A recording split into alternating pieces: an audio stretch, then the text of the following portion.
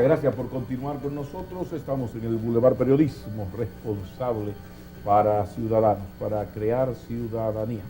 Recibamos a Ramón Tejada Holguín, sociólogo de los del número, activista de la sociedad civil y sus fuerzas, y más recientemente es parte del equipo de inteligencia, de los intelectuales que asesoran al posible presidente Danilo Medina, si es que el PRD quiere seguir en sus 15. Bienvenido al Boulevard, Ramón Tejada y Holguín. Gracias, Pablo, gracias por la invitación. ¿Cómo va la candidatura presidencial? ¿Cómo se ha sentido Ramón Tejada Holguín después de tantos años? Primero militancia de izquierda, luego militancia en lo que llamamos sociedad civil, apoyando, incluso fuiste coordinador de participación ciudadana. Ya más adelante, hace unos meses, ya te decidiste a militar en un movimiento con muy buenas posibilidades de triunfo. Hablemos un poco de la candidatura, pero sobre todo de cómo se ha sentido Ramón Tejada Holguín de dar ese paso, cómo lo meditaste. Mira, desde el año 2007 yo comencé a observar a Danilo Medina y su comportamiento. Recuerdo que en aquel momento, entre la mayoría de los analistas políticos y comentaristas, etcétera, y estoy hablando de analistas políticos como Rosario Espinal, como Juan Bolívar, la gente que tenía una presencia en la prensa, hubo un debate de si Danilo Medina hizo correctamente al enfrentar a Leonel Fernández o al no enfrentarlo, inclusive también a lo interno de los partidos. Cuando analizando el asunto, mi posición fue: el problema de Danilo Medina es que Danilo Medina en ese momento o perdía y supo perder. Es decir, no había opción. Se oyó bonito, pero desarrollame un poco. Sí, no tenía opción. Danilo Medina es un líder dentro del PLD que hasta el momento había logrado el Partido de la Liberación Dominicana superar a los demás partidos porque había mantenido la unidad precisamente. Es decir, después de la muerte de los tres grandes caudillos, Bosch, Balaguer y José Francisco Peña Gómez, si tú recuerdas, los partidos hubo casi un nivel de implosión, con el resultado final del PRCC, que ya no es propiamente un partido, y del PRD, que no ha logrado superar y sigue siendo una especie de archipiélago o una especie... Como de voluntades presidencialistas. Exacto, o sea, una especie de archipiélago que no, sin embargo el PLD sí había logrado estar compacto, pero ese logro había sido un acuerdo prácticamente entre quien tenía el control del aparato partidario, entre quien tenía la capacidad organizativa y quien tenía el carisma, que habían sido Leonel Fernández y Danilo Medina, además de que, claro, la historia del PLD y la forma en que Bo lo constituyó permitió que esto ocurriera de esa manera. Pero estos dos tenían el carisma. Danilo Medina tenía el interés de ser presidente. Ya era obvio que Leonel Fernández se iba a lanzar hacia la reelección. Si Danilo Medina no enfrenta al presidente en aquel momento, no estuviera ocurriendo lo que ocurrió ahora. Pero además de eso, si no lo enfrenta en aquel momento, no iba a poder tener compactas sus fuerzas, ni iba a poder tener un movimiento específico dirigido por él para poder enfrentarlo. Entonces, Danilo Medina no le iba a ganar, para mí era muy claro, la candidatura a Leonel Fernández. Entonces, perdía porque no le iba a ganar, si lo enfrentaba. Pero si no lo enfrentaba, perdía porque perdía su liderazgo y se iba a convertir simple y llanamente en el segundo hombre de Leonel Fernández. Entonces, ante dos opciones de perder, supo perder. Igualmente, cuando de repente Danilo Medina pierde las elecciones internas, también se le presentan dos opciones que son las típicas en República Dominicana: me quedo o me voy. Y de nuevo supo elegir la opción correcta. Se quedó. Aunque al país le dolió mucho y ha pagado muy caro la ruptura sí, de ese tándem, de ese one-two excelente que tenían Fernández y Medina. Ha sido muy lamentable. Algo cambió en el gobierno PLDista después de... Si se analizan los dos gobiernos, hay diferencia bastante significativa en muchos aspectos. Eso es cierto. Entonces, en el 2008 se le presenta de nuevo la opción. ¿Se queda o se va? Fíjate que la mayoría de los que han vivido procesos similares en otros partidos, lo que han hecho es hacer tienda aparte.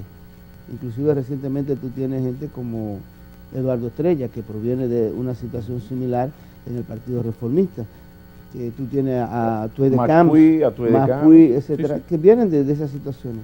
Pero han logrado constituir una opción, no la han logrado, porque en República Dominicana tanto vale el candidato, la persona, el liderazgo, como la estructura partidaria. Las dos cosas pesan mucho. Son dos elementos importantes para ganar procesos y para hacer los cambios. Porque tú necesitas un cuerpo de gente que te ayude. Entonces, ¿qué hizo Danilo Medina? Desde mi punto de vista, comenzó a rescatar aquella tradición vieja del Partido de la Liberación Dominicana de elementos progresistas, de políticas sociales inclusivas, y comenzó a hacer y a formar un equipo. En ese análisis en que yo me iba involucrando, que iba viendo, me comencé a enterar de reuniones con determinada gente que hacía esto, que lo otro. Entré en contacto con Gustavo Montalvo, con Roberto Rodríguez Marchena, que además a Roberto por lo menos lo conozco desde la época de la izquierda, del troquismo. Y Gustavo Montalvo es parte de ese equipo de ustedes, que le da soporte intelectual a esa candidatura. Ahí, Gustavo está ahí, en realidad Gustavo Montalvo es el coordinador del equipo técnico, que es del que yo soy miembro, que somos quienes estamos elaborando el programa de gobierno. Y Roberto, que está en los elementos de comunicación. Pero es más conocido, entonces, pero Gustavo es un aporte importante. Esta gente, como te digo, pues, en algún momento participo en alguna reunión con ellos, etcétera, y le pedí hablar con Danilo Medina. Le dije, mira, me interesaría hablar. Y alguna gente pensó que era porque yo quería decirle yo algo, etcétera, porque eso se estila mucho, el intelectual que va a decirle, mire, usted tiene que... Yo opino. Entonces yo lo que dije, no, yo quiero hablar con él porque yo quiero oírlo, yo quiero oír cuál es su opción de políticas sociales. Concretamente políticas sociales, porque para mí, en República Dominicana, si queremos reducir el clientelismo, si queremos reducir todo esto, lo que necesitamos son políticas sociales inclusivas. Cuando la gente entienda que puede tener educación sin andarle detrás a un partido político o a un líder, que puede tener salud sin tener que estar vendiendo su conciencia o tratando de conseguir, y que los trabajos están ahí para aquel que tiene la capacidad, tú vas a ver cómo se reduce el clientelismo. El clientelismo no se combate frontalmente con conciencia como la gente piensa, se combate simple y llanamente haciendo que los servicios sociales, que lo que la gente necesita, las necesidades perentorias, estén dadas por el Estado, como servicio, como debe ser, Tejada, como ha sido. A partir de lo que ha sido tradicionalmente tu discurso crítico con la partidocracia, uno pensaría, bueno, quizás si se va a meter a política, podría estar más vinculado a grupos alternativos que están, entre comillas, ¿no?, o por lo menos en su discurso, divorciados de ese esquema clientelar que tú acabas de plantear, que es la tradición en la República Dominicana. ¿Qué te parece de nuevo, de diferente que tiene entonces el candidato Medina o el PLD para tú acercarte, participar en el movimiento político? Mira, hay una observación que ahí sí quiero hacerte. Yo he dicho mucho que el clientelismo en República Dominicana es la principal forma de relacionamiento entre la política y la ciudadanía. El clientelismo es una especie de hidra de 7 cabezas que está en todos los lugares, y los partidos pequeños, inclusive las organizaciones civiles, nunca hemos estado exentos del clientelismo. Porque donde quiera que hay procesos electorales, se dan ciertos movimientos y ciertas manifestaciones. Entonces, quizás en algunos casos es de grado, como estos grupos no necesariamente han logrado acceder al poder, pues no tienen los recursos para hacer un mayor nivel de clientelismo. Eso en primer lugar. En segundo lugar, no necesariamente, aquí se habla mucho de partidos alternativos, pero te voy a poner un ejemplo, y que me excuse Eduardo Estrella porque le tengo mucho respeto como un hombre político, pero Eduardo Estrella representa todo lo que yo he combatido desde hace mucho tiempo. Eduardo Estrella representa el balaguerismo histórico y lo defiende, y se dice balaguerista. Y si hay algo que personas como nosotros, que tenemos un pensamiento progresista, hemos combatido, es el balaguerismo, que viene precisamente del balaguerismo histórico. Yo te pongo el caso, yo no soy del Partido de la Liberación Dominicana, apoyo la opción de Danilo Medina porque es una opción progresista realmente, porque es una opción fresca y porque creo que lo va a hacer diferente. Y está en la disposición de hacerlo diferente. Pero cuando se hizo el Pacto Patriótico, fuimos muchos los que dijimos, mira, no vamos a ir por ahí, de ninguna manera. Y en aquel proceso electoral yo apoyé a José Francisco Peñarol. Bueno, no apoyé porque voté por José Francisco Peñarol, por una situación. Entonces yo te pongo ese caso. Imagínate entonces sectores progresistas, más PUI que vienen de la experiencia de los Corcatos, que viene de enfrentar precisamente ese tipo de política. Es una unión de Maco con Cacata hacer ese tipo de uniones. Entonces tú tienes que en los partidos que se llaman alternativos, primero, de alternativos muchas veces tienen poco. Segundo, en algunos casos hay mucha megalomanía, hay mucho liderazgo personal, culto a la personalidad y poca institucionalidad y poca vocación de construcción. Aquí en los partidos alternativos, y te confieso que me reuní con muchos de ellos y planteamos algunas opciones, perdieron la gran oportunidad de su vida cuando estaban separadas las elecciones. Aquí una persona sale 3 veces en televisión y quiere ser presidente de la República.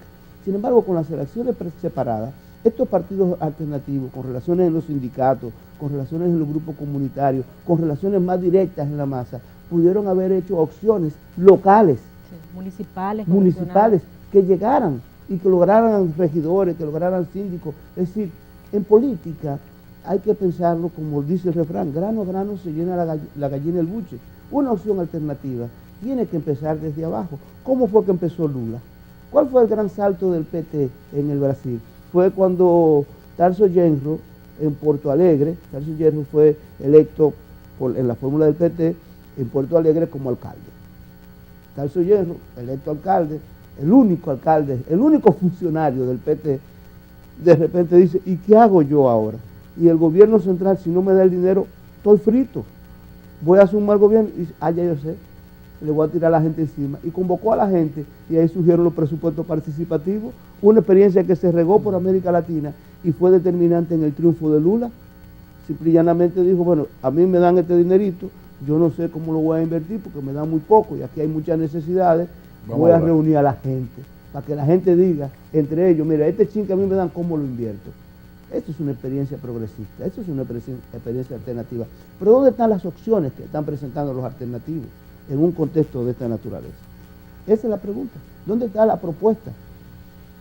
La propuesta de Danilo Medina es una propuesta viable, es una propuesta realista y es una propuesta progresista.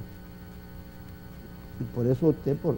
Además, estoy teniendo alguna responsabilidad en la elaboración de la parte institucional, que a uno siempre, y la gente que les rodea y la gente que está trabajando en esos aspectos en específico, a mí personalmente me dan confianza.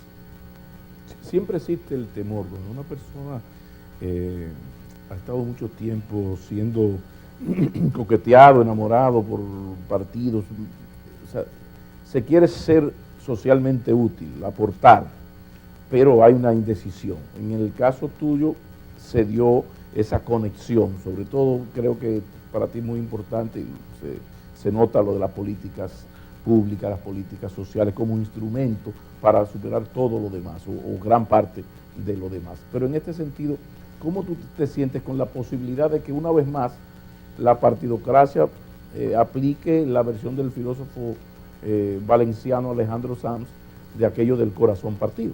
O sea, una vez más te llenas tú de ilusión, pero cuando viene el PLD, vuelve y gana, y viene y la rueda vuelve a rodar rodando. ¿Cómo está preparado Ramón Tejada Holguín para ese riesgo posible?